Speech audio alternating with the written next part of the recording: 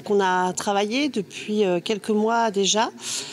Suite à des accidents dramatiques qui se sont déroulés qui se sont passés sur le pays de Pouzauges, on a décidé de se mobiliser et de proposer une malle pédagogique avec des outils de prévention au service des organisateurs de manifestations culturelles, sportives ou festives mis à disposition pour nos communes. Cette malle, elle contient d'abord des affiches, ensuite elle contient des éthylotests, un éthylotest électronique, des gobelets réutilisables qui véhiculent des messages de prévention et puis quelques outils, des bracelets aussi pour identifier celui qui ne conduit pas, mais qui ne consomme pas d'alcool.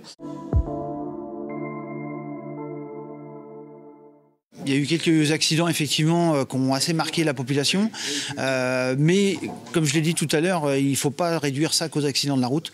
L'alcoolisation excessive entraîne malheureusement aussi des incivilités, des violences, que ce soit sur la voie publique ou dans des domaines publics, mais aussi et surtout des violences au sein de la famille, violences intrafamiliales, et qui sont souvent la conséquence d'une préalcoolisation autour des associations, etc. etc. Donc il faut lutter contre cette alcoolisation excessive parce qu'elle a beaucoup de conséquences, mais y compris sur la santé publique de la personne qui s'alcoolise. Sur la consommation excessive d'alcool, on a aussi aujourd'hui un taux d'accident de la route très important, avec à peu près 50 décès en 2024, dont un accident mortel sur 2 est dû à la consommation excessive d'alcool.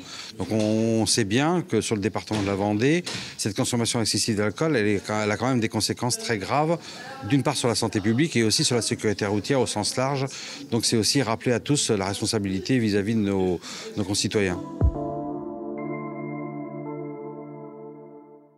Oui, ça touche toutes les générations au final.